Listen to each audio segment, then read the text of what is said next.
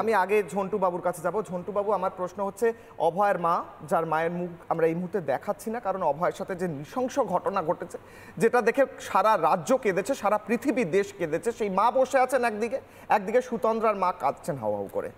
আমরা এই আলোচনা সভা করে যাব কোনো এর বাইরে গিয়ে আমাদের হাতে আর কিচ্ছু নেই। মানে ওই যমরাজের কাছে আত্মসমর্পণ আছে, আমাদের কাছে কিছু নেই। আমাদের পুলিশ কর্তার সূত্র ধরেই আমি সুতন্দ্রার মা একটা কথা বলছিল, সারাদিন চলছে বিভিন্ন চ্যানেলে, যে অপরাধীরা শাস্তি পেলে, শাসক দল শাস্তি দিলে আজকে এই দুঃসাহস কেউ করে না। তোমাকে আমি বলছি, অবহেয়া কাণ্ডের যে মাসে হয়েছিল সেই মাসেই দিল্লিতে সর্বভারতীয় একটা প্রতিবেদন প্রকাশিত হয়েছিল ভারত সরকারের। সেখানে বলা হচ্ছে দিল্লির যেখানে প্রতি বর্গ কিলোমিটারে 575টি সিসি ক্যামেরা, সেখানে আইন শৃঙ্খলার তথাকথিত স্বর্গরাজ্য কালচারাল মক্কা কলকাতাতে 33টা, প্রতি বর্গ কিলোমিটার 33টা সিসি ক্যামেরা, এবং তার মধ্যে অনেকটা অকেজো। তোমরা বলছো তাহলে এই সব গ্রামগঞ্জের অবস্থা কীরকম? তোমাকে দ্বিতীয় কথা বলি, কোন পুলিশ দৌড়বে? আমি ধরলাম পুলিশ, যদি পুলিশের কাজ তো এখানে পুলিশ কর্তা আছে, মার্জনা করবেন, পুলিশের প্রথম মেকানিজমটাই থাকে প্রিভেন্টিভ অ্যাকশন, তারপরে ডিরেকশন। তো এখানে প্রিভেনশন করার আগে একটা ঘটনা হয়ে যাওয়ার পরে পুলিশ যায়, অতি সক্রিয় হয়। আমি তোমায় বলছি কেন, তার একটা বড় কারণ পশ্চিমবঙ্গের আরেকটা রিপোর্ট সর্বভারতীয়, যেখানে বলছে 1 নম্বর রাজ্য নাগাল্যান্ড এবং শেষতম রাজ্য পশ্চিমবঙ্গ। কি জন্য না, জনগণ পিছু পুলিশের সংখ্যায় আমাদের রাজ্যে 101 জন পুলিশ পিছু 1 লক্ষ লোক পিছু 101 জন পুলিশ। তাহলে কোন পুলিশ? তোমাকে আমি বলছি যে ল অ্যান্ড অর্ডার একটা গেভিহাট পরিস্থিতিতে পরিণত হয়েছে। 6 লক্ষ পোস্ট অবলুপ্ত করে দিয়েছে পুলিশের। 13 বছর ধরে পুলিশের কোনো বাজেট হয় না। 1,59,000 সিভিক ভলেন্টিয়ারকে পার্মানেন্ট দিদিভাই করেনি, তারা পেশাদারিত্বও জানেন না, কোনো ট্রেনিং নেয়নি। তাহলে এ রাজ্যে অবহেয়ারা কেন অবহেয়া হবে না দিনের পর দিন? আমার এই প্রশ্নটা টেকনিক্যাল। আর যে রাজ্যে পার্ট টাইম পুলিশ মন্ত্রী, সেই রাজ্যে তো তাই হবে। আমাদের তো জনের কাছে সঙ্গে থাকুন। আমি বাকি দুজনের কাছে যাওয়ার আগে আমি একবার অভয়ের মার কাছে যাব। অভয়ের মাকে আমার প্রশ্ন, মা, সুতন্দ্রার মা এক্ষুনি একটি বক্তব্য রেখেছেন, পুলিশ আড়াল করার চেষ্টা করছে, পুলিশ নির্দোষদের ধরে রেখেছে, এরকম বারবার অভয়ের ক্ষেত্রেও আপনারা একই কথা বলেছেন, পুলিশ আড়াল করেছে, পুলিশ প্রমাণ নষ্ট করেছে। আজ সুতন্দ্রার মাও সেই কথা বলছে। কি বলবেন মা?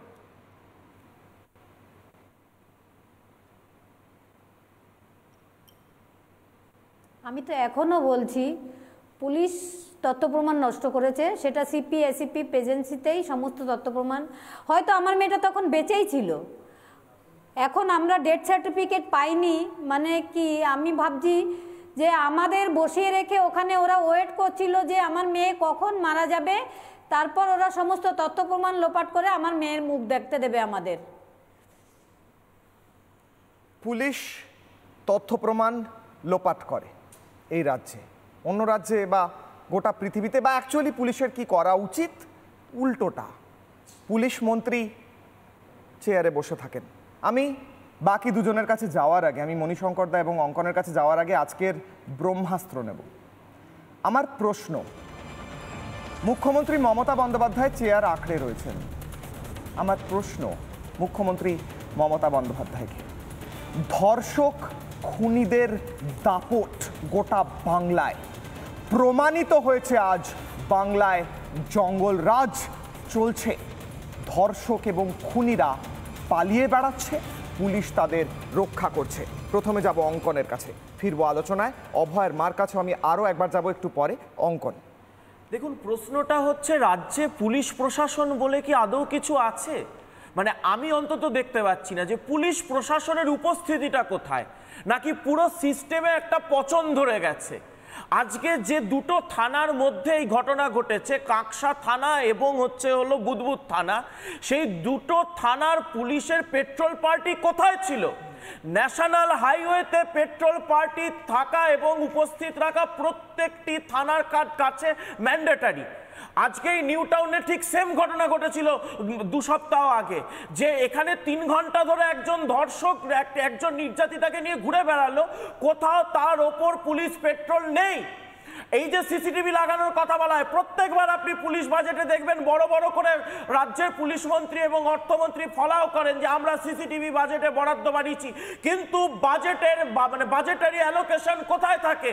মোবাইল ভ্যানের ওপর বাজেটারি অ্যালোকেশন কোথায় থাকে? আজকের দিনে দাঁড়িয়ে শুধুমাত্র বর্ধমান হুগলি যে অঞ্চলটাই ঘটনা ঘটেছে, এই এলাকায় ২৭,০০০, দুটি জেলা মিলে ২৭,০০০ পুলিশের শূন্য পদে বিগত ১৩ বছর ধরে নিয়োগ নেই। তাহলে পুলিশের কাজটা করবে কে? আইন শৃঙ্খলা রক্ষার কাজটা করবে কে? এই প্রশ্ন তোলা কি অন্যায়? আজকে পুলিশ মন্ত্রী বারবার করে বলছেন অভয়ার ঘটনার পর, এখানে অভয়ার মা বসে রয়েছেন, অভয়ার ঘটনার পর প্রায় ১২০টি মেয়ের সাথে এই একই নারকীয় পরিণতি হয়েছে এবং দুষ্কৃতীরা আজকে ভয়মুক্ত রয়েছে। কারণ আমরা যেভাবে দেখেছি কামদুনির ঘটনার পর লোয়ার কোর্টের সাজাপ্রাপ্ত ধর্ষকরা মানে হাইকোর্টে গিয়ে ছাড়া পেয়ে যাচ্ছে। ৪৮,০০০ ধর্ষণের ঘটনা যে রাজ্যে বিচার পায় না, যে রাজ্যের পুলিশ মন্ত্রী ধর্ষিতার চরিত্র হনন করেন, যে রাজ্যের পুলিশ মন্ত্রী আজকে দিনে দাঁড়িয়ে বলেন যে ধর্ষণ ছোট্ট ঘটনা, শরীর থাকলে সত্যি হতে পারে। এই জায়গাতে দাঁড়িয়ে ধর্ষকরা আজকে বুকে বল পাচ্ছে যে হ্যাঁ আমরা অন্যায় করলেও ছাড়া পেয়ে যাব। মণিশঙ্কর দা, আজকে অভয়ের মা বসে রয়েছেন। আমার মনে হচ্ছিল প্রথমে আলোচনাটাতে বলুন, আমি প্রশ্নটা করি। প্রশ্ন হচ্ছে অভয়ের মা বসে রয়েছেন, তিনি এবং সুতন্দ্রার মা দুজনেই একই কথা বললেন, পুলিশ প্রমাণ লুকোয়, পুলিশ যারা দোষী তাদের লুকোয়। আজ অভয়ের মাকে বলুন, নয় বলুন উনি মিথ্যে কথা বলছেন, নয় বলুন মুখ্যমন্ত্রী আজ ব্যর্থ। এই দুটোর মধ্যে তো আমি কোনো পথ দেখতে পাচ্ছি না। আপনি আপনার মতো করে বলেছেন, এই ধরনের ঘটনাতে যেভাবে সুন্দরভাবে আপনি মা সম্বোধন করে ২০-২৫ মিনিট বলছিলেন, আমার মনে হয় এই ধরনের ঘটনাকে টক শোয়ের থেকে আপনার এইরকমভাবে যুক্তি দিয়ে বোঝানোটা মানুষের কাছে অনেকটা বেশি গ্রহণযোগ্য। মানে মানুষ এইভাবেই শুনতে চায়। প্রতিদিনই তো আমরা বলি, কেউ বিরুদ্ধে বলি, কেউ পক্ষে বলি, কিন্তু আপনি সুন্দর করে যেভাবে মা সম্বোধন করে আলোচনাটা শুরু করছিলেন বা চালিয়ে যাচ্ছিলেন, সেটা আমার খুব ভালো লাগছিল এবং এটাই খুব ইফেক্টিভ। আমার বক্তব্য হচ্ছে যে আমরা খুব চটজলদি একটা রেজাল্ট জানতে চাই। মানে আজকে এই ঘটনাটা হলো, ২ ঘন্টার মধ্যে কেন অ্যারেস্ট হলো না, ৫ ঘন্টার মধ্যে কেন অ্যারেস্ট হলো না? আচ্ছা, ভুল লোককে অ্যারেস্ট করার থেকে একটু দেরি হয়ে যদি ঠিক লোককে অ্যারেস্ট করা হয়, সেটা কি খুব খারাপ জিনিস? নাম্বার 1। নাম্বার 2 হচ্ছে ঝন্টুবাবু এবং অঙ্কনের সঙ্গে একদম একমত কিছু কিছু জায়গায়, যে সত্যি সত্যি পুলিশের যে রেটে বাড়ানোর কথা তার থেকে অনেক কম সংখ্যায় আছে এবং একটার সঙ্গে আরেকটা চেন থাকে। পুলিশের ইনভেস্টিগেশনের সঙ্গে আদালতের একটা সম্পর্ক আছে। আদালতে গিয়ে দেখুন, হাইকোর্টে ৭৪টা জজ, ৩৪ না ৩৫টা জজ আছে, সেখানে এতগুলো জাস্টিসের ইন অ্যাবসেন্সে বিচার পাচ্ছে না। সেন্ট্রাল গভর্নমেন্ট থেকে জজ রিক্রুটমেন্ট করছে না, যদি বা রিক্রুটমেন্ট করছে কিছু কিছু জজকে সার্কিট বেঞ্চ বা অন্যান্য রাজ্যে নিয়ে চলে যাচ্ছে। ফলে আপনাকে সার্বিকভাবে পুরোটা দেখতে হবে যে সেন্ট্রাল বা স্টেট গভর্নমেন্টের দুজনেরই কি ভূমিকা আছে এইসব রিক্রুটমেন্টের ক্ষেত্রে। একটার সঙ্গে আরেকটা কিন্তু ইন্টারলিঙ্ক। আমি শেষ কথা বলবো, মহিলাদের নিয়ে কথা হচ্ছে, আমি একটা কথা বলে 10 সেকেন্ড শেষ করবো। অভয়াদের মায়ের কান্না রুখতে পারবেন? অভয়াদের ধর্ষণ রুখতে পেরেছিলেন? সুতন্দ্রার মৃত্যু রুখতে পেরেছেন? আলোচনা করতে গিয়ে মহিলা মুখ্যমন্ত্রীকে, মহিলা মুখ্যমন্ত্রী রাজ্যে মহিলা মহিলাকে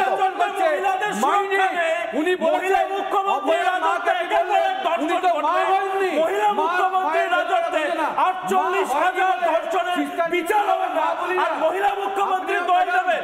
আপনি বাংলা নিজের মেয়েকে চান স্লোগান তুলে ভোটে জিতবেন, আর বাংলার মেয়েদের সুরক্ষা দিতে পারবেন না। আপনি একজন মা হয়ে একজন মুখ্যমন্ত্রীকে বলছেন উনি মা হয়ে ব্যথা বেদনা বলতে পারবেন না। শুনুন, এটা কেন উনি বলছেন আমি বলছি। এক মিনিট হোল্ড করুন, মণিশঙ্করটা শুনুন।